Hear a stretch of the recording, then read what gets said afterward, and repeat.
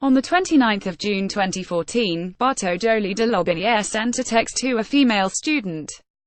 They'd gone back together 2 nights before. A year later, she would accuse him of raping her that night. "I was a disgrace and did a very stupid thing and I am very sorry for what I did. I just hope you can forgive me at some point and I'll try my best not to act like a bloody 14-year-old again and start acting my age, sorry." On Friday, after a second trial, Bartow was found not guilty of rape and assault by penetration. A retrial was ordered after the jury could not reach a majority verdict in court during the first trial back in February earlier this year. Bartow first received national attention after going on University Challenge when Pointless host Richard Osman tweeted about his surname being funny. The woman would later say this was the trigger for her to go to the police. A year before this, he was a 19-year-old fresher, studying history and writing for campus newspaper York Vision. That night, he was celebrating finishing his first year of uni with his friends on what was the final night out of the academic year. No one else was on the floor of her halls that night. They are the only 2 people who know what happened. The Tab reported from York Crown Court at Bartow's first trial. In court, Bartow and the woman both gave their accounts of what happened. The night of the alleged incident, Thursday, June 26, 2014, Bartow, his alleged victim, and some friends were celebrating the end of their first year at university. There were around 4 of them, all pre-drinking together in halls for a couple of hours before the final night out of the year. Eventually, they went into town to Tokyo nightclub now called Fibbers. Neither of them bought anything to drink there. She says the drinks were too expensive. They left around 13:02 am, seeking out Willow, often the destination after the regular student club nights close. Here, still accompanied by their friends, they each had a shot of Sambuca, a common practice as they only cost £1.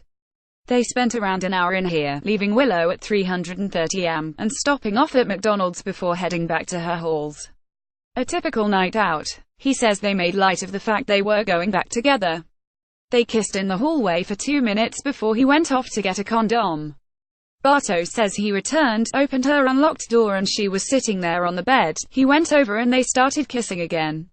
She says she was not kissing him back at any point, and after Bartow left to go and get a condom, she went to one of the communal toilets opposite her room.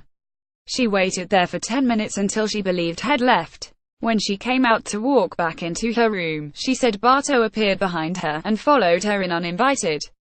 Inside her room, Bartow claims they both helped undress each other, whereas the woman says he undressed her, and she froze and was really confused about what was happening.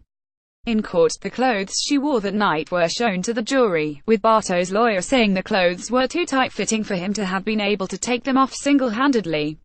They then began to have sex. Bartow claims she said, "You're not very good at this.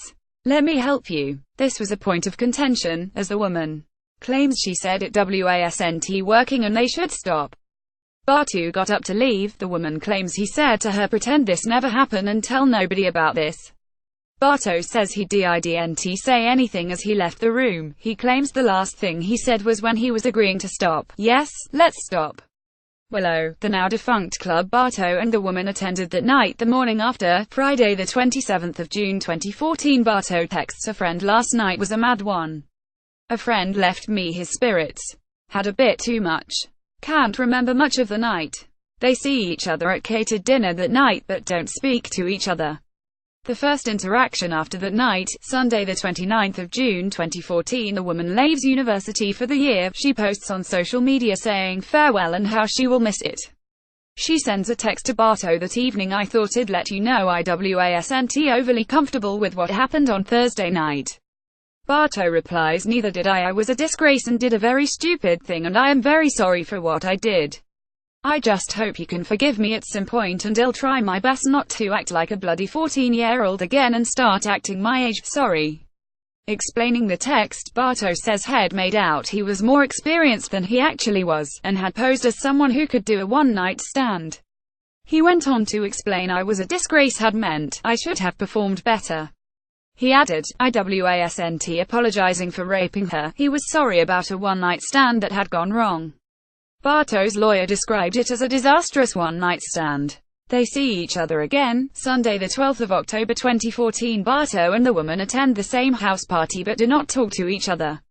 He messages her that night, "I wanted to apologize to you in person tonight.